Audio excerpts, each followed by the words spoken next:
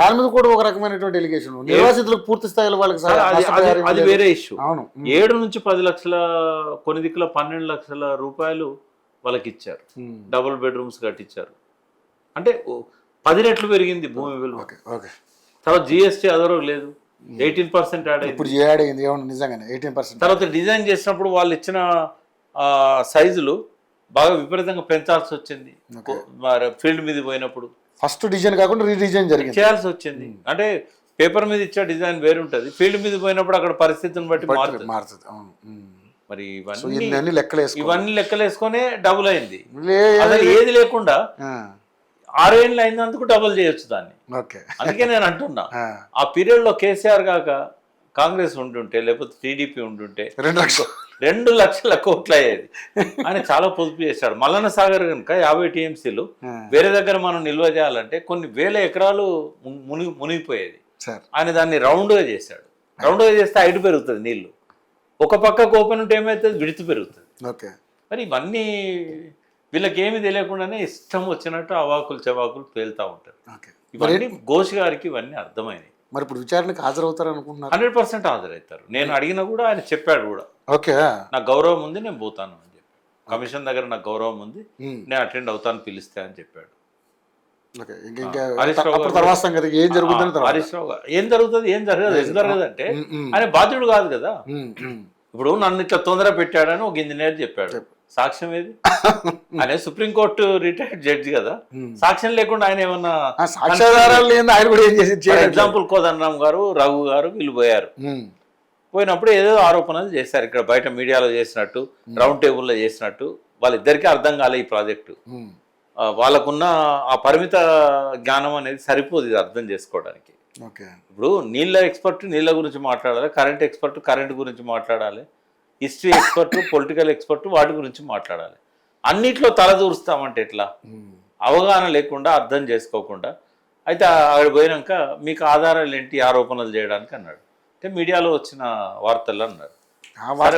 మీరు వెళ్ళండి 5 minutes మీరు వెళ్ళండి, ఆధారాలు ఏమంటే తీసుకురండి అన్నాడు. తెలియదు ఆధారాలు. అంటే బయట చెప్పినట్టు సుప్రీంకోర్టు జడ్జి దగ్గర చెప్తే నడవది. వీళ్ళు కూడా మమ్మల్ని తొందర పెట్టినట్టు ఆధారం ప్రభుత్వం దగ్గర ఆధారాలు ఉన్నాయంటున్నారు కదా సార్. ఏ ఆధారాలు? దానికి సంబంధించినటువంటి ఆధారాలు ఏం లేవు. వాళ్ళు పట్టుకునేటి ఏంటి అంటే ఒక రకంగా O&M లో నిర్లక్ష్యం జరిగింది. ఎందుకు అంటే వరద వచ్చినప్పుడు ఆ బయట ఉన్న కొన్ని చిన్న పియర్స్ కౌతల వైపు ఆ చిన్న చిన్న ఉంటాయి, స్తంభాల్లాగా కట్టి ఉంటాయి, అవి కొట్టుకుపోయినాయి. అవి కొట్టుకుపోయినందుకు ఆ తప్పు పడతారు.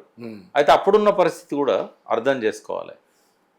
2019 జూన్ 21కి అది ఓపెన్ అయింది. ఆ తర్వాత నీళ్ళు ఆగిపోయేసరికి కరోనా వచ్చింది. 2020 మార్చి 23 నుంచి జూన్ లోపలనే వాళ్ళు రిపేర్లు చేయాలి. కానీ 100% లాక్డౌన్ జూన్ చివరి దాకా అయింది. అందరికి ప్రాణభయం, ఎవరు పోలేదు, ఎవరు పని చేయలేదు. కనీసం ఆ నీళ్ళు వచ్చినప్పుడు ఉన్న సేఫ్టీ, దాన్ని ఏమంటారు, రబ్బర్ డ్యామ్, కాఫర్ డ్యామ్ కూడా తీసేయలేకపోయారు. మాస్టర్ మైండ్స్ కామర్స్ చదవాలనుకునే 10th ఇంటర్ విద్యార్థుల తొలి ఎంపిక. వరదల తర్వాత చూస్తే కాఫర్ డ్యామ్ 3 వంతులు కొట్టుకపోయింది, ఆ 1 వంతు మిగిలింది. ఆ 1 వంతు తీసేద్దామంటే కూడా వాళ్ళు పోలేకపోయారు. మళ్ళీ వరద స్టార్ట్ అయింది, కోవిడ్ అయిపోయారు. అది నిర్లక్ష్యమే కానీ ఉద్దేశపూర్వక నిర్లక్ష్యం కాదు. అదొకటి తప్పుపడతారు. రెండవది 1800 కోట్లతో కావాల్సిన మేడిగడ్డ 4000 కోట్లు ఎందుకైంది అనేది ఒక ఆరోపణ. అన్ని పెరిగినాయి. దాని కాస్ట్ పెరగడం కాదు, సైజులు పెరిగినాయి. తర్వాత 18% జిఎస్టీ అంత ముందు లేదు. తర్వాత డిజైన్ లో ఉన్న పియర్స్ కంటే ఫీల్డ్ మీద ఎక్కువ వచ్చినాయి. తర్వాత రాఫ్ట్ కు వాటికి వాడాల్సినవి కూడా మారిపోయినాయి. సీకెంట్ పైల్స్ వచ్చినాయి. అదొక షీట్స్ పెట్టాలి, పైలింగ్ షీట్స్ పెట్టాలనుకున్నారు, షీట్స్ బదులు సీకెంట్ పైల్స్ వచ్చినాయి. చాలా లెబోరియస్ వర్క్ అది. అంటే ఇవన్నిటి వల్ల పెరిగింది, అది ప్రూవ్ చేశారు. అంటే ఇటువంటి ప్రశ్నలకు రేవంత్ రెడ్డి ప్రభుత్వం కంట్రోల్ ఆడిటర్ జనరల్ కు రిపోర్ట్ ఇచ్చింది. ఏది 2024 సంవత్సరం కేసీఆర్ లేడు ముఖ్యమంత్రిగా. 23 డిసెంబర్లో రేవంత్ రెడ్డి వచ్చారు. 24లో కంట్రోల్ ఆడిటర్ జనరల్ కు ఇచ్చి ఆ కాపీని అసెంబ్లీలో పెట్టాడు రేవంత్ రెడ్డి ప్రభుత్వం. పైన రేవంత్ రెడ్డి ఫోటో ఉంటుంది. అందులోనే జవాబులు ఇచ్చారు ఎందుకు పెరిగింది కాస్ట్ అని. ఎవరిచ్చారు? ఇరిగేషన్ డిపార్ట్మెంట్ ఇచ్చింది. దాన్ని పీసీ కోర్స్ కన్సల్ట్ చేస్తాడా చేయడం? చేసినప్పుడు ఇంకా కేసీఆర్ మీద ఆరోపణ ఎందుకు వస్తుంది? ఓకే. ఏమీ జరగదు, కేసీఆర్ మీద ఆరోపణ జరగదు, అరెస్ట్ చేయడం జరగదు. చాలా ఆయన పిలవడం అనేది చాలా మంచిది తెలంగాణకి. ఎందుకంటే చాలా విషయాల మీద ఇవాళ చెప్పగలిగే ఒక్కొక్క వ్యక్తి కేసీఆర్. ఓకే.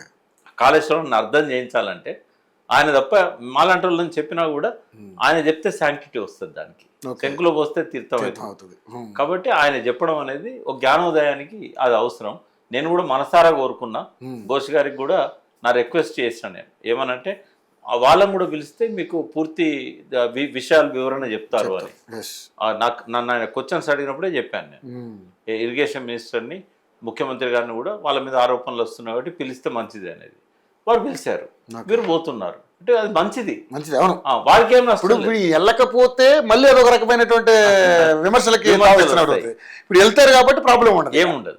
కాబట్టి మంచిగా పొద్దు నుంచి సాయంత్రం దాకా అన్ని ఓపిక్గా చెప్తాడు కేసీఆర్ గారు. ఆయన అడిగిన ప్రశ్నలు, ఆయన ఏ ప్రశ్నలు అడుగుతారంటే ఏవైతే కేసీఆర్ గారి మీద డైరెక్ట్ గా ఆరోపణలు వచ్చినాయో అవి నోట్ చేసుకొని వాటి వరకే అడుగుతారు. కాబట్టి అదేం ప్రాబ్లం కాదు.